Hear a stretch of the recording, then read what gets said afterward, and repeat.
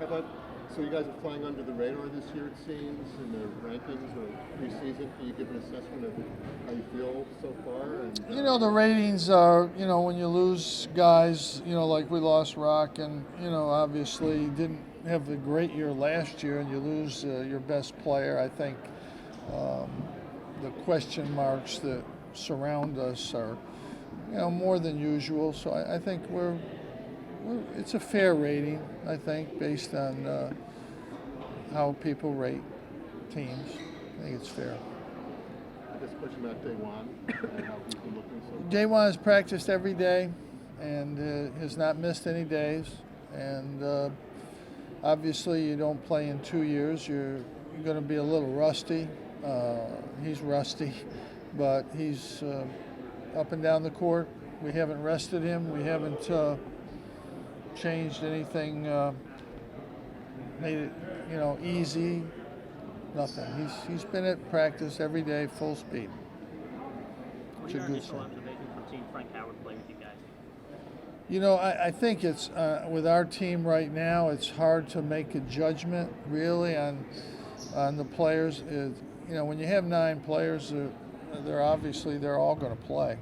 There's nobody on our team that won't play. If you have 12, then at least 3 won't play. So, and you wouldn't even know that at this time. But when you have 9 guys, they're all going to play. So they're all going to get opportunities in games, which when you have 12, sometimes guys don't get an opportunity in games because they're not in that group of 9. So, but he's played well. Frank has done he does a lot of good things. I think he's a good player. I think he's capable of playing as a freshman, and that's a good thing. Is he kind of a player you see excelling with ball handling, or how do you kind of see him? He's a ball handler. He's a penetrator. He's big. He's 6'5". He can defend. His shooting is improved. He's a pretty good shooter. He's probably the best creative passer on the team as far as making it. Does that scare you, or does that kind of give you confidence as a freshman? You already can tell he's a creative. It doesn't scare me if he doesn't throw it away. And if he throws it away, it won't scare me either because he won't be playing. About the 2 other freshmen and how they look, Malachi and Tyler? I think they're advanced for freshmen. I think they're both ready to play. I think they're really good players, and I think they're ready to play right away as freshmen. I have no problem starting them or playing them a lot of minutes. They're very comfortable in what we're trying to do. The whole team has picked up what we're doing. It's good to have, you have 2 fifth-year senior guards. You have Tyler Robeson's 3rd year. Day One has been here for 4. He's watched every game. He knows what we do. So I think we've got,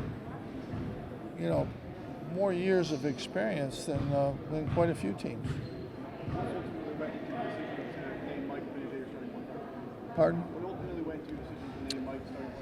Well, I didn't realize I had yet, but if you want me to. I didn't realize I had named him yet. Working out. Oh, really? I get. Huh? Well, he could start. Yeah, I might have said that to him, but I really haven't decided who's going to start. I mean, I think we're planning on trying to see. I think that what I've said is we're trying to see if he can be the starting point guard.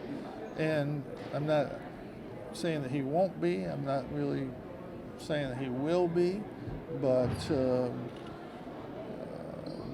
he played the point probably 15, 20 minutes a game, some games last year.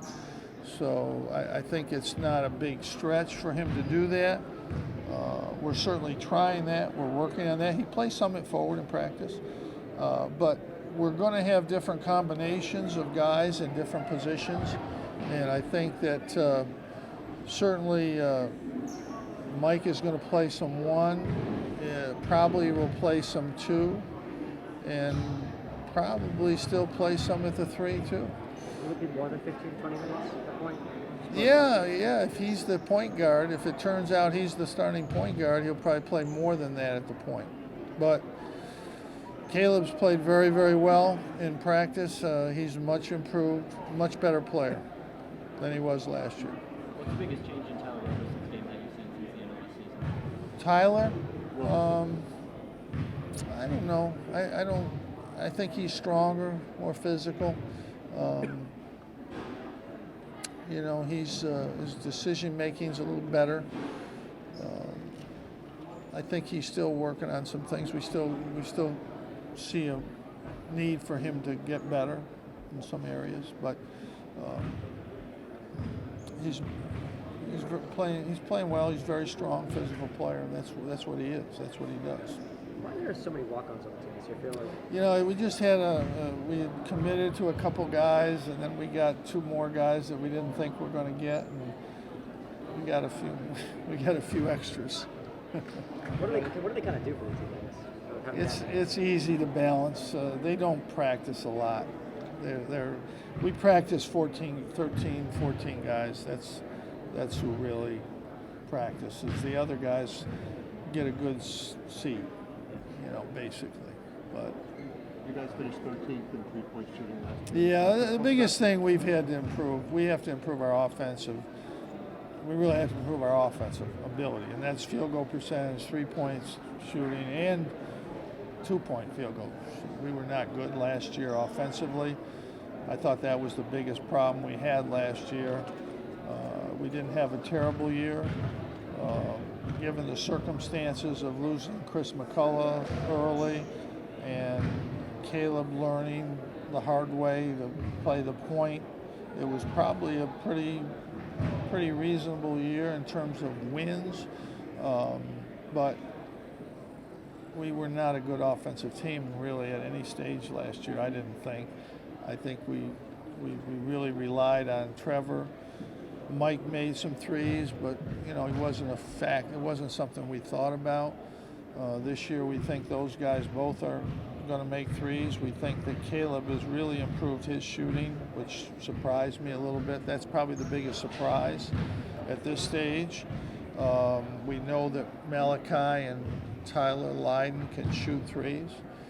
So we have, I think, 5 guys legitimately that we would run plays for or try to get 3-point shots for, which I think that is going to be a big key to how successful we're going to be. If you shoot a lot of threes and you make them, you're going to be good. If you don't make a lot of them, then it's going to be a problem. But that's the best way for this team to play. And I think that's the most significant change that I would like to see this year. Coach, putting last year behind you, now having a fresh start, the postseason at Valley with you this year, how exciting is that to get that fresh start this year?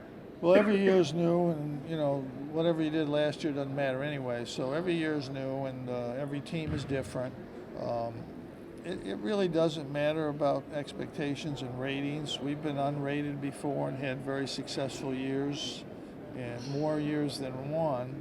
And you know, we just look forward, try to see what we can do to be a better team this year, and go from there. This team, these guys have worked very hard in just a couple of weeks really in practice. They're doing everything you'd like to see them do. They're certainly ahead of schedule, and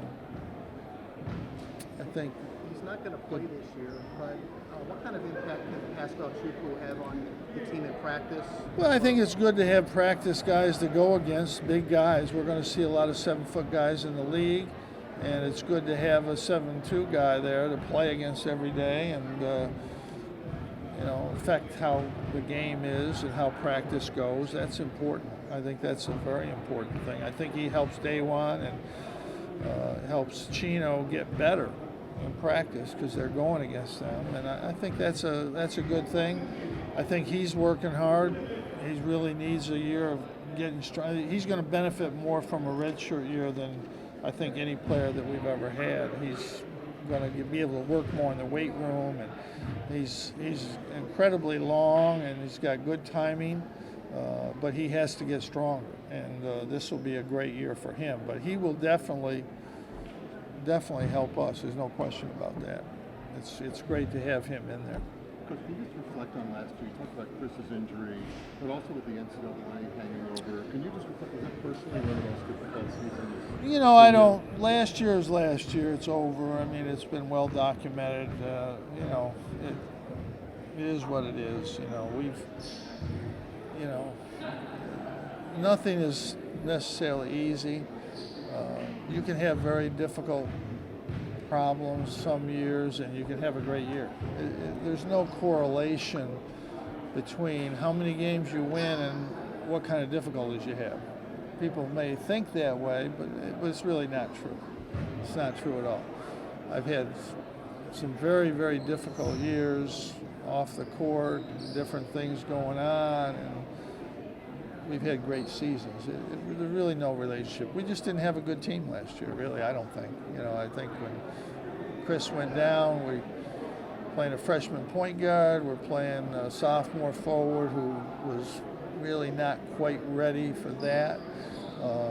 We're trying to move Mike between forward and guard, and that's a hard transition to make anyway. And I think Mike's this year, it's easy for him because he's done it for a couple of years. But that was hard. You know, I just think we had too many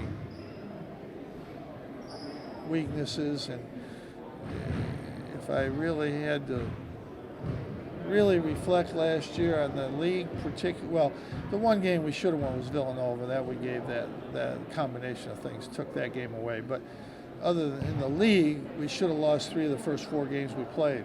We won them all. So if we'd have lost those 3 out of 4, it would have been a really difficult, long year. So, you know, again, I don't think we had a good team last year because of the circumstances. You know, obviously, you can lose guys, and, you know, when Melo left, or when even Dante Green left, or Dion left, that was to be expected. We didn't expect to lose Tyler and Jeremy, and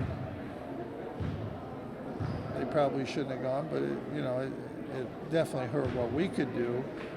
I think we'd have won 28 or 30 games last year with those 2 guys. But So more the team than the outside circumstances. yeah, that outside circumstances, that's just in your minds. I mean, that doesn't affect me, and I don't think it affects the players. I think I just don't think it's a factor.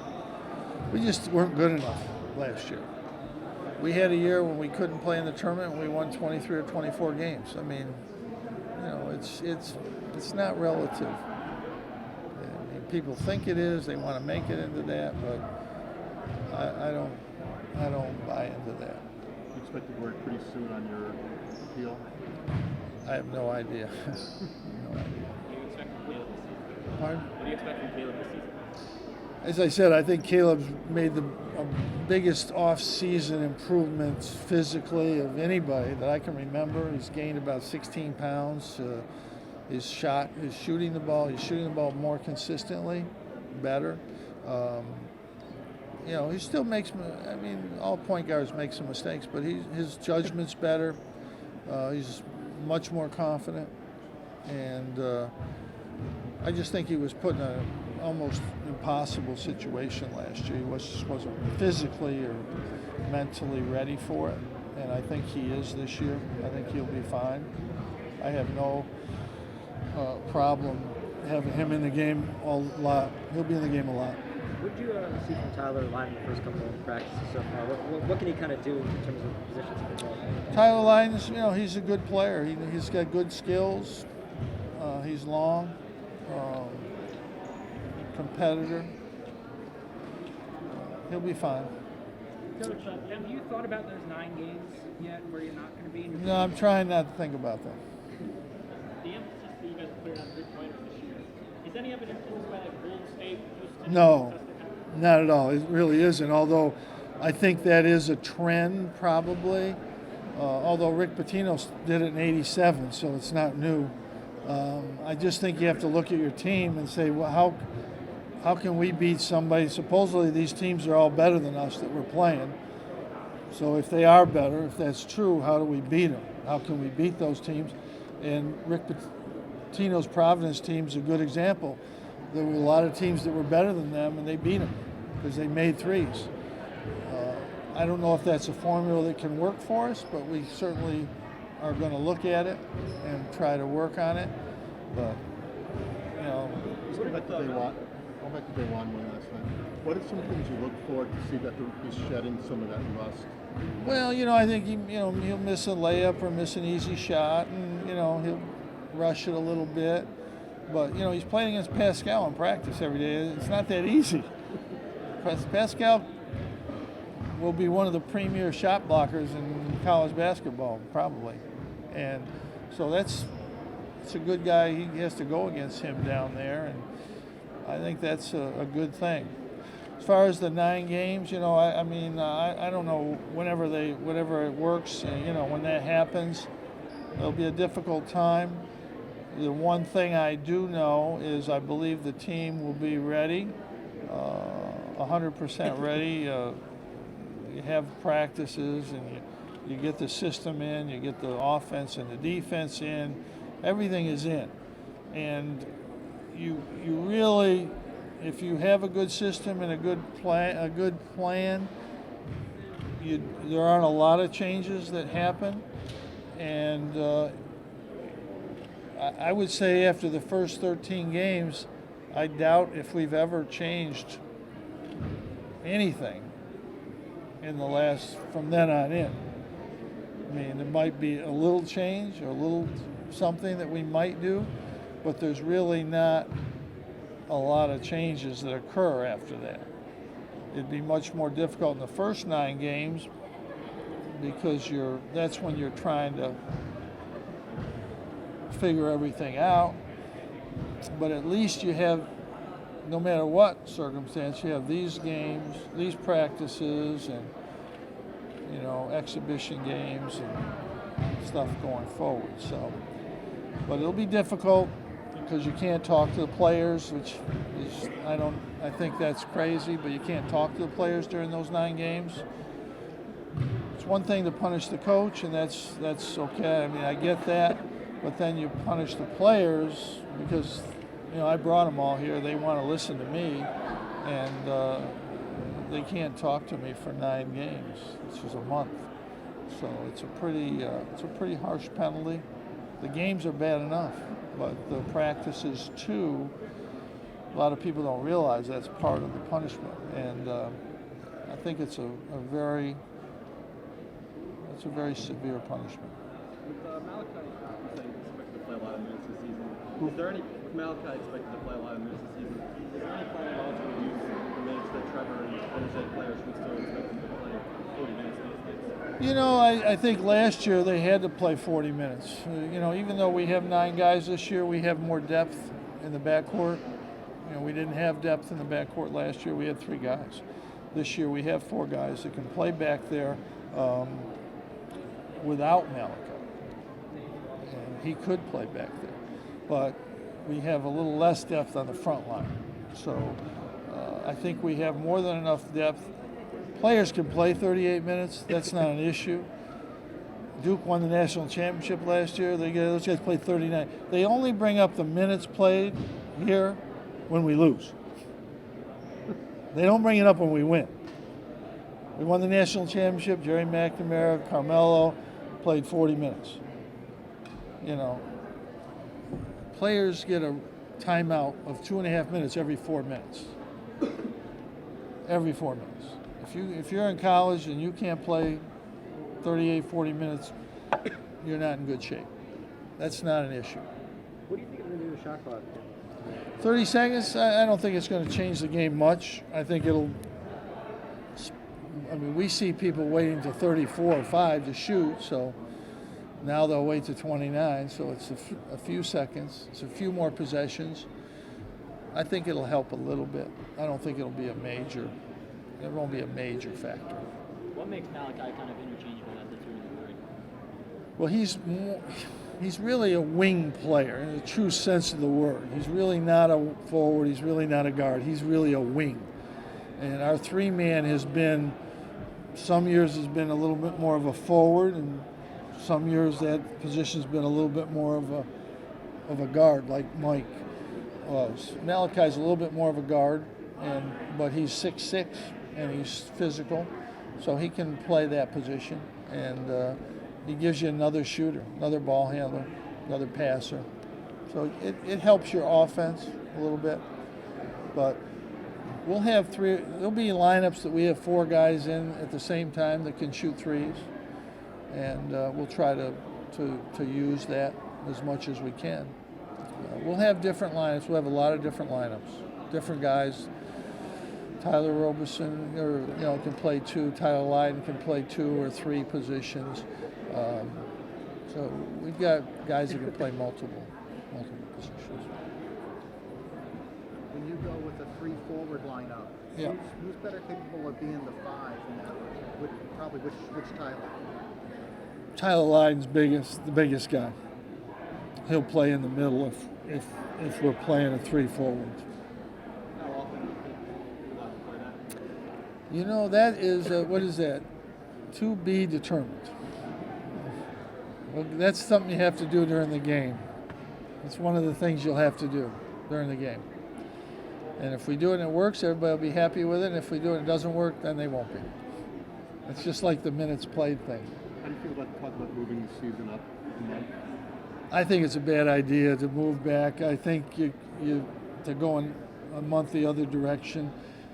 I don't think it's a good idea. They always make it sound like it's an academic thing, but really, in reality, by the time we play on the road, before we go on the road, really, Atlantis is kind of a break thing. But other than that, we don't have any road games except a Saturday or something or Sunday, and we're done with finals.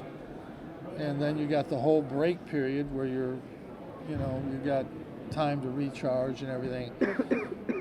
I don't think it's I don't think it makes a lot of sense. And all the other things going on. I don't know. I think they really truly want to do it because they don't want basketball infringing upon football. That's really why they don't say that. But I think that's a part of it. Have you seen an improvement in Tyler Roberson's kind of mid-range and perimeter game? That's an area he has to improve. There's no question. No question. Did I answer that? This is like a marathon here. What's going on, all right? All right? Isn't it? It's not my last one, I don't think, so, How about that? You're not retiring this year, right? You never know. You never know. You good? You never know. All right, we good? Thank you. Appreciate it. Thank Thanks. you.